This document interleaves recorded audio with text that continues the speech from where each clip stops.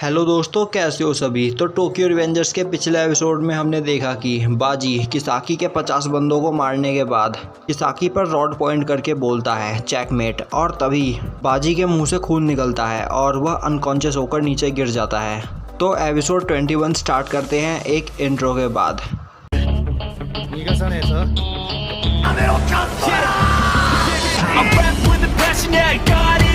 I've been waiting quite a long time for y'all to hear me. It's about damn time you put some stock into me. You're either sponsoring me or fucking bothering me. And the fact is, we just practice all this madness. That is where status is like a canvas. Chances our advancement is enhancing, and this new expansion's like a man. तो episode की starting में दिखाया जाता है कि बाजी unconscious होकर नीचे गिर जाता है। यह देखकर ताकामिची सोच रहा होता है आखिर यह क्या हुआ, बाजी नीचे क्यों गिर गया, वह तो किसाकी को हराने ही वाला था। अब चीफ यू भागता हुआ बाजी के पास जाता है और वह किसाकी से बोलता है, किसाकी आखिर तुमने बाजी के साथ क्या किया। किसाकी बोलता है, क्या तुमने देखा नहीं, मैंने अभी तक कुछ नहीं किया। और अब चीफ यू देखता है कि बाजी के पेट से खून निकल रहा होता है। चीफ यू बोलता है, तुम तो स्टैप्ड हो बाजी, पर कब। और अब ताकामिची को याद आता है कि जब काजुतोरा ने बाजी को स्टैब किया था उस वक्त बाजी ने उससे कहा था कि यह बस एक स्क्रैच है। उस वक्त बाजी झूठ बोल रहा था। वहीं मित्सुया हैकाई से एम्बुलेंस को बुलाने के लिए बोलता है।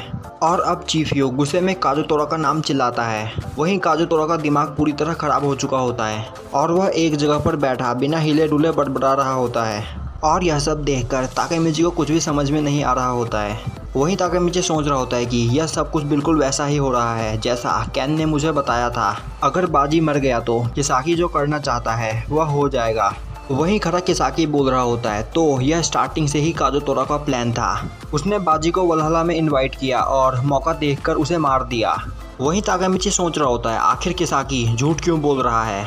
और अब हमें दिखाया जाता है कि किसाकी के पीछे माइकी खड़ा होता है। ताकेमिची समझ जाता है कि किसाकी माइकी को उकसाने की कोशिश कर रहा है। और अब माइकी आगे की ओर बढ़ता है और वह बोल रहा होता है कि मैं तुम्हें काफ़ी लंबे समय से जान से मारना चाहता हूँ। जब तुम जेल से बाहर निकले थे मैं तो तुम्हें उसी वक्त मारना चाहता था, पर बाजी मुझे यह करने से रोक रहा था।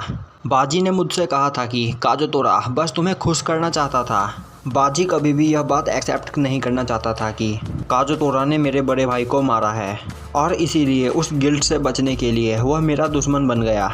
वहीं माइकी को देखकर ताकामिची सोच रहा होता है कि माइकी अभी बहुत ज़्यादा गुस्से में है, पर अभी वह अपने इमोशंस नहीं दिखा रहा। माइकी चलता हुआ कैन के पास आता है और बोलता है, कैन यह फाइट ओवर हो चुकी है। यह सुनकर हानमा बोलता है, तुमने क्या कहा, फाइट ओवर हो चुकी है? तो क्या तुम मेरे साथ मजाक करने की कोशिश कर रहे हो? और यह फाइट ओवर हुई है या नहीं यह डिसाइड करने वाले तुम कौन होते हो। और तभी माइकी हानमा को एक किक करता है और बोलता है, लो अब हो गई यह फाइट ओवर। वहीं माइकी के उस किक से हानमा अनकॉन्शियस हो जाता है। और यह देखकर वलहला के सभी मेंबर्स की गंदी तरह फट जाती है और वह सभी वहां से भागने लगते हैं। अब माइकी काजुतोरा के पास जाता है। वहीं बैठा काजुतोरा बोल रहा होता है, कोई भी कभी भी किसी को भी बिट्रे कर सकता है, तो चलो जल्द से जल्द इस फाइट को ओवर करते हैं। माइकी इस फाइट में या तो तुम मरोगे या मैं। और तभी माइकी काजुतोरा को एक पंच करता है और बोलता है, तुम मेरी सभी कीमती चीज़ों को डिस्ट्रॉय करते जा रहे हो, तो अब मैं तुम्हें डिस्ट्रॉय कर दूंगा। और अब माइकी काजुतोरा को एक किक करता है जिससे काजुतोरा दूर जाकर गिरता है। माइकी काजुतोरा के पास जाकर उसे एक और किक करता है। और अब माइकी काजुतोरा के पास जाता है और उसके ऊपर बैठकर उसे लगातार पंच करना स्टार्ट कर देता है। यह देखकर वहाँ सभी बोल रहे होते हैं, इस तरह तो माइकी काजुतोरा को जान से मार देगा और इस वक्त माइकी को कोई नहीं रोक सकता। और अब ताकामिची को फ्यूचर के कैन की बात याद आती है कि उस दिन मुझे यह बात जल्दी रियलाइज़ नहीं हुई। माइकी बस 15 साल का बच्चा था। उसने गुस्से में काजुतोरा पर अटैक किया और उसे जान से मार दिया। ताकेमिची सोच रहा होता है अगर यह सब ऐसे ही चलता रहा तो मैं कभी भी फ्यूचर चेंज नहीं कर पाऊंगा।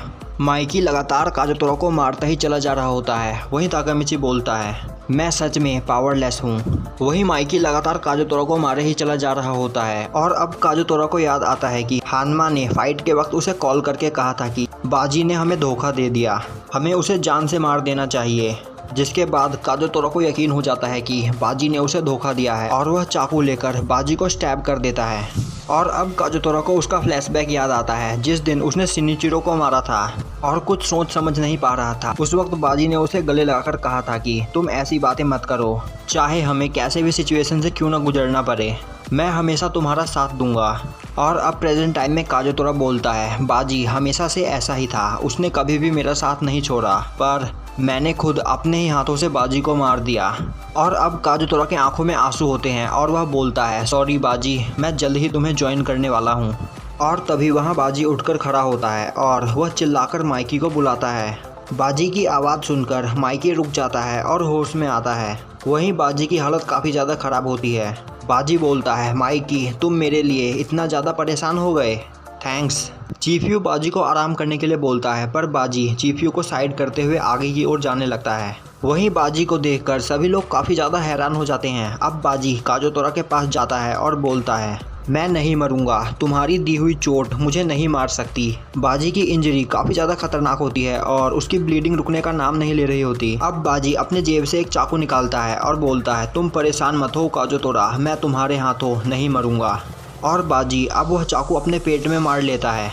यह देखकर वहाँ किसी को भी कुछ भी समझ में नहीं आता और काजोतोरा भी काफ़ी ज़्यादा हैरान हो जाता है। और अब बाजी वहाँ नीचे गिर जाता है। चीफयू भागता हुआ बाजी के पास आता है। वहीं दूसरी ओर काजोतोरा चलता हुआ माइकी के पास जाता है और रोता हुआ बोलता है माइकी नेक्स्ट तुम मरने वाले हो, तुम भी बाजी के साथ ही मरोगे। माइकी बोलता है चुप रहो वरना मैं तुम्हें पीट पीट कर जान से मार दूंगा। वहीं ताकेमिची बाजी से बोल रहा होता है बाजी आखिर तुमने यह क्यों किया, तुमने अपने आप को ही चाकू क्यों मारा। बाजी ताकेमिची को अपने पास बुलाता है और बोलता है ताकेमिची किसाकी हमारा दुश्मन है। जिस दिन हमारी मोबियस के साथ फाइट हुई थी और पाह ने ओसानाई को स्टैब कर दिया था, उस दिन किसाकी माइकी से मिला था और उसने माइकी से कहा कि वह माइकी की मदद करेगा पाह को जेल से छुड़ाने में, बदले में उसे थर्ड स्क्वाड का कैप्टन बना दिया जाए। मैंने किसाकी को माइकी से उस वक्त यह बात करते हुए देख लिया था। किसाकी कभी भी थर्ड स्क्वाड कैप्टन नहीं बन सकता। टोमान को हम छेओ ने मिलकर बनाया था। चाहे कुछ भी हो जाए पाह चैन ही थर्ड स्क्वाड का कैप्टन रहेगा।